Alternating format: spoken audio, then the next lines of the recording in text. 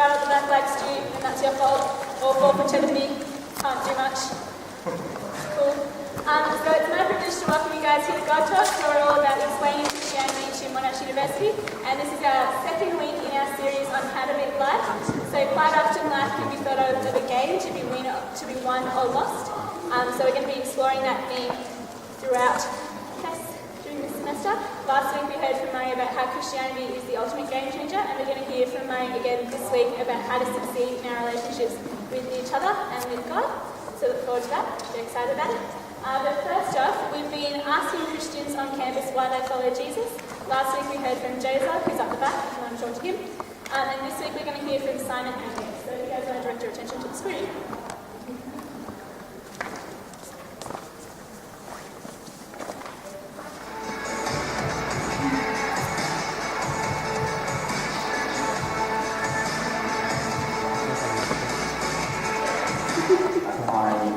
Senior lecturer in the Department of Economics at Monash University. Outside of this job at Monash, I also work in the volunteer role at City on a Hill Church as the executive pastor in charge of operations. In this job, I work as normally for an academic. Sometimes I describe myself as a scientist, a complex system scientist, sometimes as someone who does computational economics, numerical simulation or agent-based modelling. These all sort of come under the general umbrella.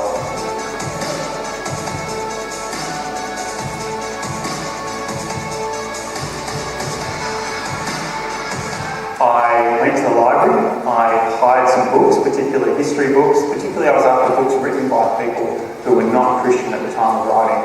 I wanted to see whether Jesus really existed. In fact, I remember writing down one night at college a number of questions I had. Did Jesus ever exist? Was he a historical figure? Can I believe what was written about him in the Gospels, in the Bible?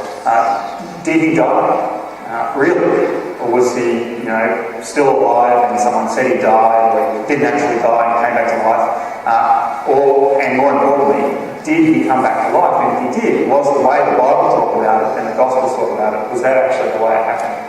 These were my set of questions, and basically I worked through them methodically, and one by one came to the view that yes, he did exist in history. I felt there was more evidence for him than other historical figures that we all seem to accept as historical, kings and others at the time. There was such a breadcrumb trail through history of Jesus that seems easy to affirm.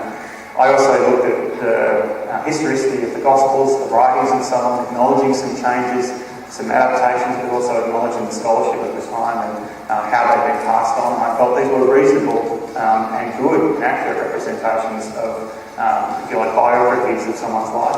And then get into the question of death and resurrection. And I think for me at one point, I don't remember exactly when it was, I think it was the beginning of fourth year of my university, after the summer of inquiry, that I came to the unsettling realisation that the explanation of a man coming back from the dead was the most reasonable explanation for what had happened to Jesus. I think historians probably agree of the time that something extraordinary happened. Not all of them would agree exactly what it was. I, after looking at the evidence, found that other explanations of what had happened to Jesus after he died were not as powerful as those that I felt were represented in the Bible.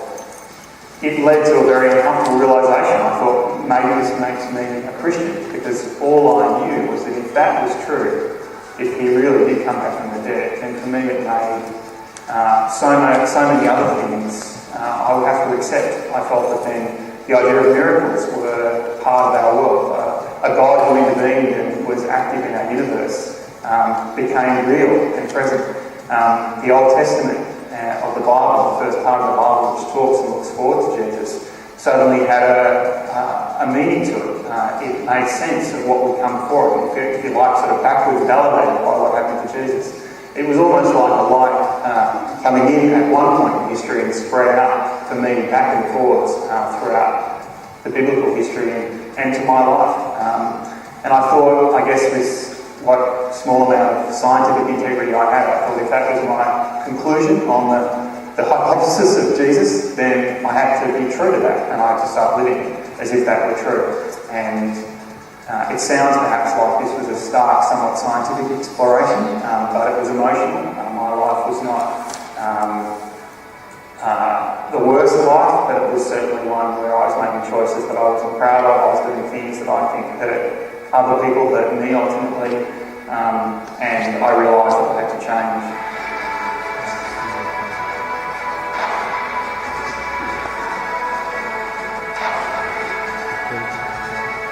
Went to the first church service again on the local campus that my friends often went to, and there was tears, there was smiling, rejoicing, and I guess it was for me a real major turning point in the way I understood who I am, what the world is like, how it works and how it functions, and I knew from that point I felt like a baby in my knowledge and understanding of God, but I was motivated, completely new to understand deeply what further things this meant for me in my life and the universe, to suddenly now come and understand that Jesus was the risen King, and that I needed to acknowledge that each day.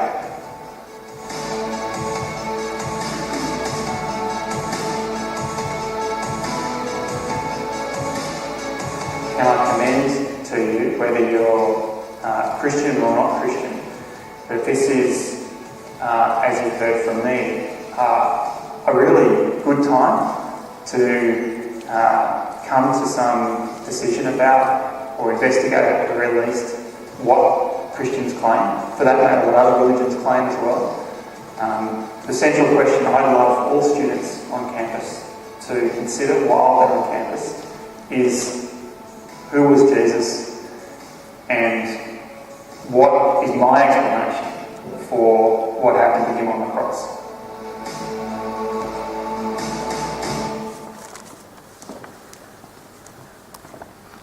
Cool. So in light of Simon's challenge to consider who Jesus was, we're going to hear from Murray in just a moment, but I thought, just like last week, we'd have a chat to him beforehand, so if you can come jump up on stage with me, and just let us know 3 facts about yourself. Hi everyone. 3 facts about myself. Okay.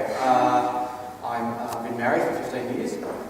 I've got 3 children, and before I was a minister of the church, I was a musician, classical piano.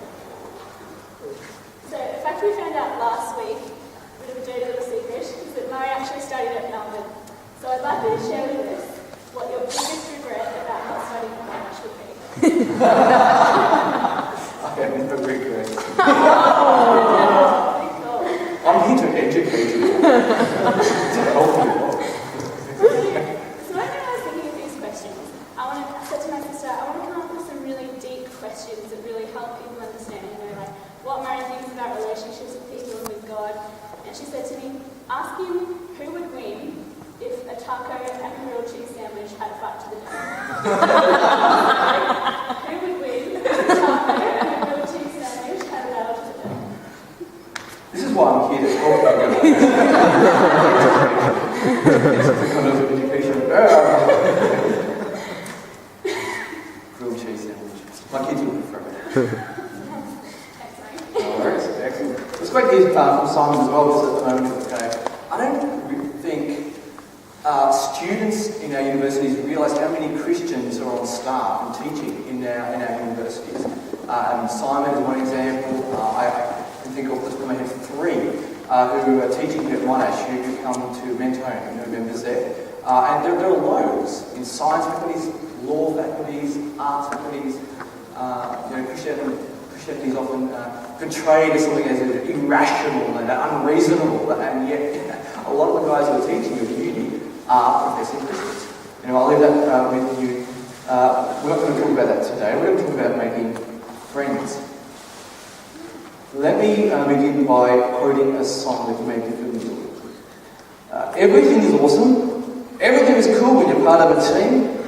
Everything is awesome when you're living out a dream, everything is better when we stick together. Yes, I've watched the Lego movie. The song's lyrics kind of lose sight of reality soon after that, but it's not a bad way to start off a song. Everything is awesome, and it's just, it gets really monotonous when you're at home and the kids are singing it over and over and over, and everything is not awesome.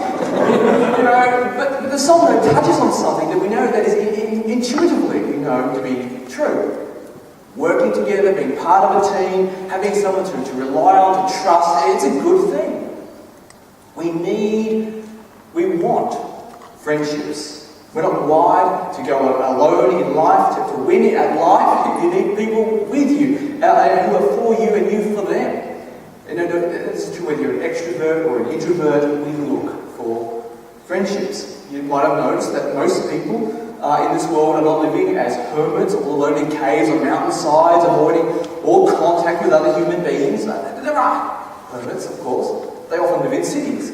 But most of us are not like that. There are reasons why we tend to live together in close proximity with other people, because we're social beings. As I said before, I have 3 children, ages 9, 8 and 5. While each of them are very different, but they all, from their very earliest days, sought social interaction. From early childhood, we talk about who our friends are. We're looking to make friends with the kids next door, friends with kids at kindergarten. All right, nobody's got to teach us. We just know that we want to be friends with somebody else. There have been a number of studies conducted in the last 3 or 4 years examining the role of social media in friendship making. And the studies are saying that despite Facebook and Twitter connecting us with many more people than perhaps otherwise we would be connected with, the evidence is suggesting that people are becoming more lonely, more disconnected from friendships. We're becoming less connected to community than perhaps ever. We're less committed to our own communities, more committed instead to pursuing our own ambitions. Families, for example, we're told are spending less time together because we're always so busy doing everything else, pursuing our own ambitions. Very different to the Lego movie. I've been watching and enjoying the reruns of Seinfeld on TV.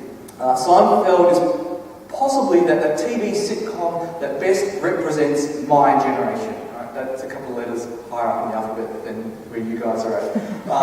It's very postmodern. And if you're not familiar with Seinfeld, it's about a comedian by the name of Jerry Seinfeld. His 3 friends as well, Elaine, George, and Kramer. And even though the show professes to be about nothing, right, it's really about the friendship of these 4 very different individuals and all of their daily interactions with each other, with people at work, their boyfriends, girlfriends, parents, shopkeeper, the mailman.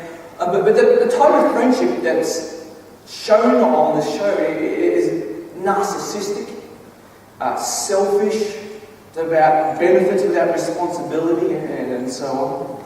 I don't know what the current paradigmatic friendship sitcom might be today. Maybe Big Bang Theory. But the issues are the same, aren't they? You've got a group of friends who are sleeping around with each other, they're self-absorbed, which kind of makes the show very funny, it's humorous, but in real life you don't really want your friends treating you as, I don't know, like Sheldon would. I wonder, if you were given 5 or 10 minutes to write down a list of what you would like to see in your friends, what makes a good friend, what would you write? What would you say? Well, you may be surprised to learn that the Bible has a lot to say about making friends. The word itself appears 170 times in the Bible, and the usage is spread evenly throughout all the different parts of the Bible. Jesus himself spoke about friendship many times, even called people his friends. In fact, one of the main accusations that was leveled against Jesus by his enemies was that Jesus made friends with the unpopular, with the marginalised, with the outcasts of society. So in Matthew chapter 11 we read, "The Son of Man," that's Jesus, "came eating and drinking, and they say, 'Here is a glutton and a drunkard, a friend of tax collectors and sinners.'" Well, today I'd like to offer some practical insights from the Bible about making friends. But the main thing that I want to do with you today is to convey a claim that we find in the Bible, which is we can be considered friends with God. We can be considered friends with God. Now, before we do that, though, I want to quickly strike out three views about God that are very common today, but I believe are false. The first one is this: God is remote and unknowable. God is remote and unknowable. This is like the deist view of God. There is someone who was the catalyst, someone who engineered the universe. Maybe there is a higher being who was overseeing everything, but he or she or it is a mystery, unknowable, impersonal. And their existence doesn't really affect our everyday lives anyway. And in fact, most Australians today are functional deists. Most Australians are not atheistic. Most are functional deists. That is, there is a God, but he, she, or it is impersonal, unknowable, and largely irrelevant. That's the first mistaken view. A second one is this: the consumer God. The consumer God. This view is not as popular as the first, but it is held by a lot of people in Australia. Sometimes when we define or describe it as the prosperity gospel, coming from that. The prosperity gospel, that is the belief that there is a God who is promising us wealth, health, and happiness. Right? He's less of the transcendent, holy God of the Bible, but he's more of this genie in the bottle type God. You just give the bottle a little rub, and out he pops again, and whatever you want, he's going to give it to you. You want health, you want wealth, just ask, just believe, and more of it will be yours. The consumer God. Sadly, this is being taught all over the world, but it's got nothing to do with the God of the Bible. A third common but mistaken view of God is this: the needy God. God made us because he needs us. He needs me. He was lonely. He needed someone to talk to. He wanted to make friends with someone. And so, well, here we are. The needy God. Someone once said, most people you know because they are useful to you. That's not the God of the Bible. Right? The God who makes himself known in the Bible, he doesn't need us. We are told he is a self-sufficient God. He is a God who is content in himself. We can read about that in Isaiah 40, in Acts 17, just a couple of references for you. He is God who is content in himself. To not be needed, right? Listen carefully. To not be needed and yet to be wanted and loved. That is a truly remarkable thing. See, for someone to want you because you're needed, that's one thing, that's fine, that's okay. But to be wanted, to be loved, not because of what you can offer or to give, but simply because you are. Now that is sublime. That's incredible. A family I know have 4 kids, I think it is. The kids are getting older, and there's a happy family. Very content family. They don't need any more children. They're happy. I mean, we're going to get 4. That's enough. But they came to a point realizing that there are many children in our world who are orphans, who don't have parents. Some have parents, but the parents are unable to care for their children, to raise their children. Other children are not wanted by their mum or dad. And so they adopted a child. A little child, even though this child was many years younger than their other children. But they did that not because they needed this child somehow to be fulfilled. The child wasn't needed, but they wanted this child. And they loved this child. That's a wonderful thing. And in essence, that's what the Bible is about. It's about revealing the true God who is complete in himself, who does not need us, yet out of love he made us and he invites us to be his friends. And for the rest of our time, what I want to do is to share with you 3 marks of genuine friendship, what genuine friendships look like, including friendship with God. There are many other points that we can talk about, but I know what the time limit is, so I'm going to stick with three. Three marks of genuine friendship that we can find in God. First one is this: the God who appreciates us. The God who appreciates us. You see, true friendship is about appreciating another person for who they are, not for what they give me. Right? When friendship works on the basis of what I'm going to get out of it, what I gain from that, you're in fact using the other person, aren't you? You're not accepting them purely for who they are and wanting them for who they are. You're actually saying, well, I want to invest my time in you because you've got something to give me. Right? That's a business transaction. It's not a friendship. But that's how it works in our consumer-driven culture, isn't it? We're constantly told in marketing, on TV, maybe probably in uni as well. You're to be inward-focused. You've got your ideas, your dreams, and you're driven to meet them, to find them. It's very individualistic, our society. Often it's narcissistic. Maybe it's one reason why Seinfeld was so popular. It's funny, you like it. These characters are getting away with stuff and doing things that we couldn't, but we kind of like to. The God who appreciates us. The Bible tells us God made us.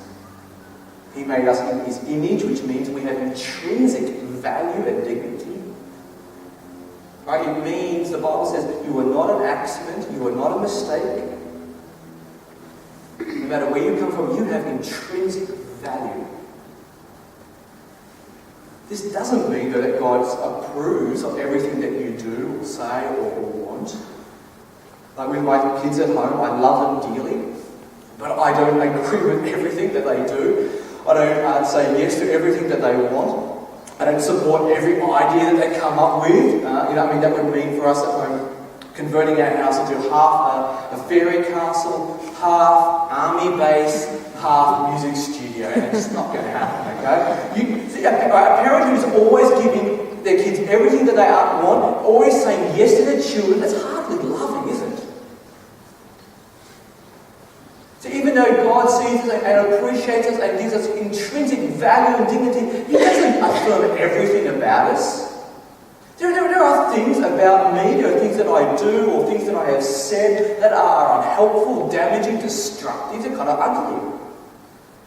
The most unloving thing God can do is simply let us be. What a preposterous notion it is to presume that everything about me ought to be accepted. That's the difference between one who flatters you and one who is a friend to you. The book of Proverbs in the Bible has this to say: wounds from a friend can be trusted, but an enemy multiplies kisses. Wounds from a friend can be trusted, but an enemy multiplies kisses. We all know people who like to flatter others. They're always telling us how great you are and how nice you are. They're always very polite to your face. That's not a friend. A genuine friend is someone who loves you enough, who is committed to your good such that they are prepared to risk the relationship in order to pull you up. To just graciously, lovingly pull you aside, hang on, you've been an idiot. Or you've done the wrong thing. So that's the first mark of genuine friendship. Appreciation for people. The second mark of friendship is trust. There's another proverb in the Bible which says this, Proverbs 18:24. One who has unreliable friends soon comes to ruin, but there is a friend who sticks closer than a brother.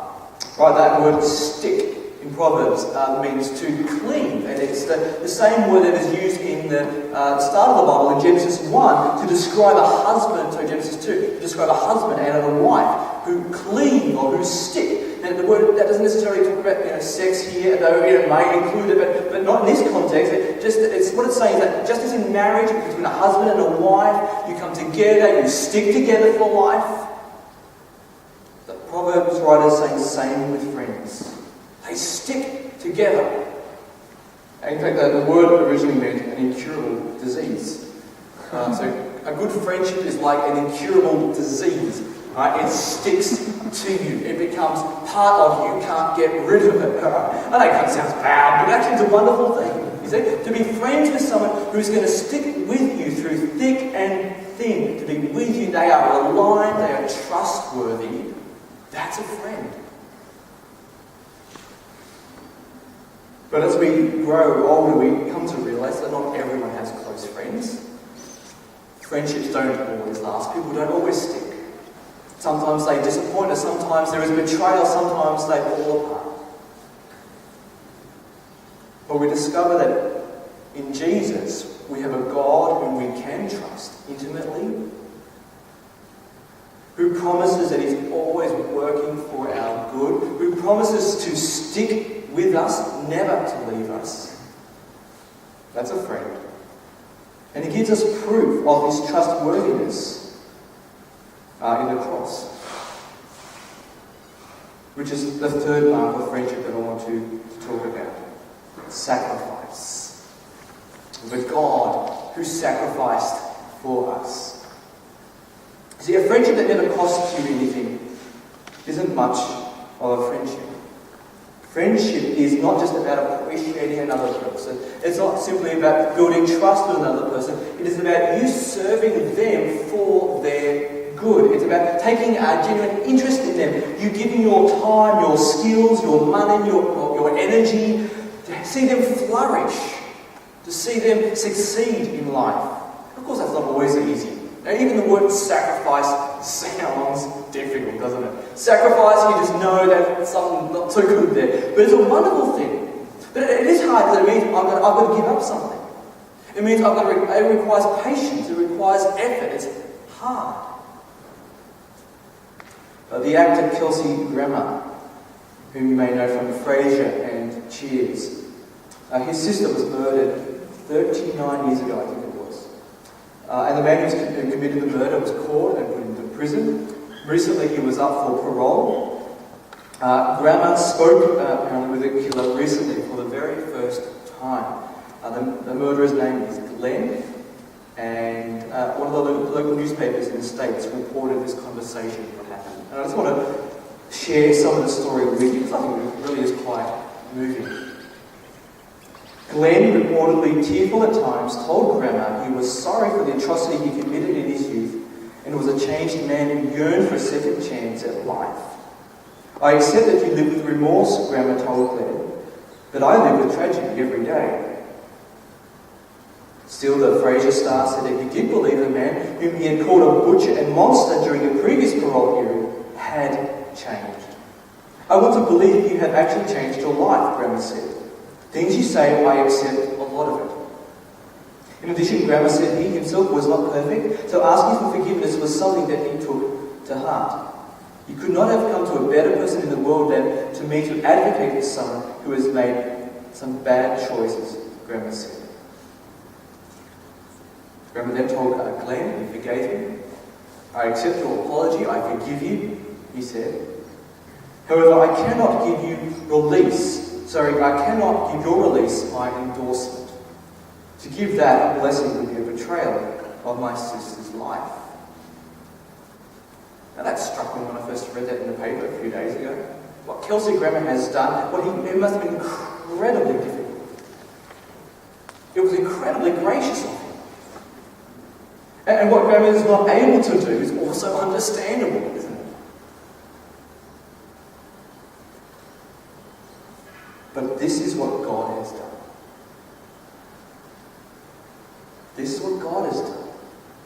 Jesus once said, greater love has no one than this, than to lay down one's life for one's friends. Soon after saying those words, Jesus would go one better. He would lay down his life, not just for his friends, that is, he was the disciples at the time, but he would also lay down his life for his enemies. So on the cross, we have it recorded in history that Jesus saw the men who had conspired against him. He saw, as he was dying, bleeding on that cross, he saw that the men who had arrested him, who had tortured him, who had put him on trial, who had nailed him to that cross, He saw them and they were mocking him, they were spitting at him, but there on that cross, as he was there dying, Jesus said this, "Father, forgive them, for they know not what they are doing." Forgive my enemies. Just a few years later, the Apostle Paul would say this, "God demonstrated his own love for us in this. While we were still sinners, Christ died for us. Since we have now been justified by his blood, how much more shall we be saved from God's wrath through him? For if while we were still God's enemies, we were reconciled to him through the death of his Son," you see that? Jesus died so that we could be reconciled to God, so that we could be brought into a right relationship with God, so that we're no longer considered God's enemies, but his friends. Isn't that awesome? That is something to sing about. That is awesome. Now, friendship with God, it doesn't diminish his godness, because God is a personal God. God is a communicating God. He's a loving God. So that friendship can be had with this God. Right? And this is one of those unique, extraordinary things about Christianity. This God who is all-knowing, all-powerful, values us. And he wants us to know him. And to know him is to truly flourish in life. It is to really live. The Bible describes friendship with God in a whole range of ways. It talks about this friendship as one that is steadfast. It's a growing relationship. It is one that matures. It is one that will continue. It's constant, lasts forever. One of the images of the new heavens and the new earth is that of a banquet. It's a feast. It's a party. It's a feast that's going to make the best restaurants in Melbourne envious. It's going to make MasterChef food look like, I don't know, Play-Doh. It is going to be that good, right? And at this feast in heaven, everyone who is a friend with God is there. And they are enjoying it. And they're going to enjoy and have that party like forever. No hangovers. No one taking advantage of another. No one abusing anyone. It is pure goodness and joy. If you're not friends with God, though, you won't be there. I mean, you wouldn't want to be there, would you? If you don't like God, if you don't believe in God, man, you're crazy to ignore the invitation.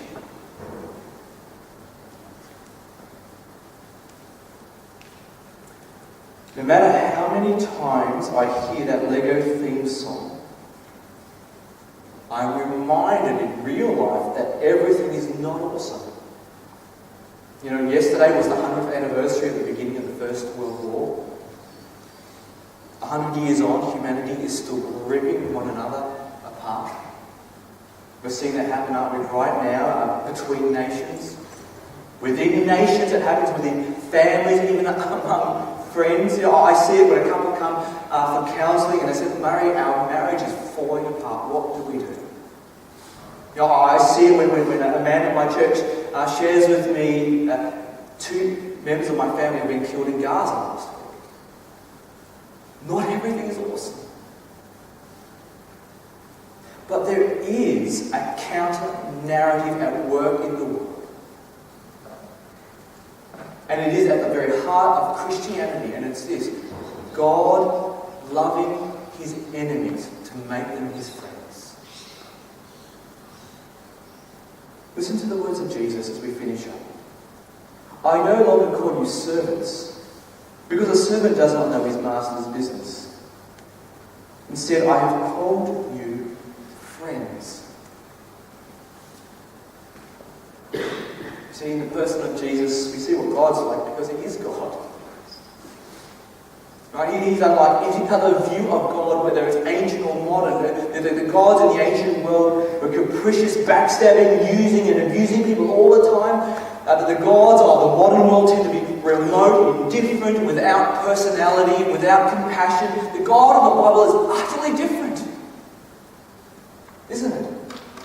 There's this view of God that we're just looking at slightly, a little bit of it today. Now, it's not merely ethereal. He has demonstrated his character in time, in space, in history. This is not mere speculation. Look at the life of Jesus Christ. We've never done it before. Look at the words of Jesus Christ. Look at the works of Jesus Christ. It's real, it's tangible. See, to win at life, you don't go it alone. We're not meant to. We don't have to.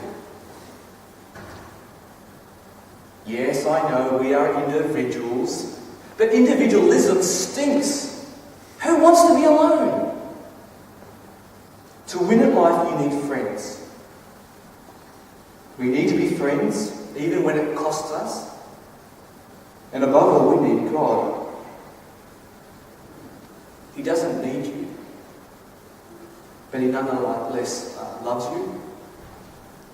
And He appreciates us, even to the point of dying on a cross to save us. Now that is a God worth considering.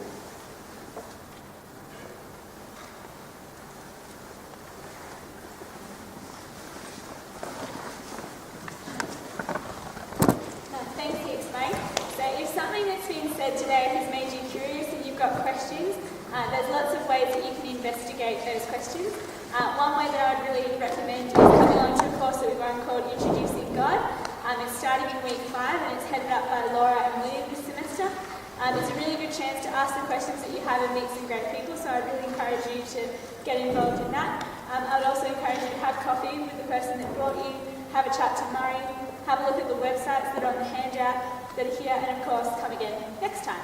It's really great to see you guys. That's a wrap for today, and hopefully see you again next time.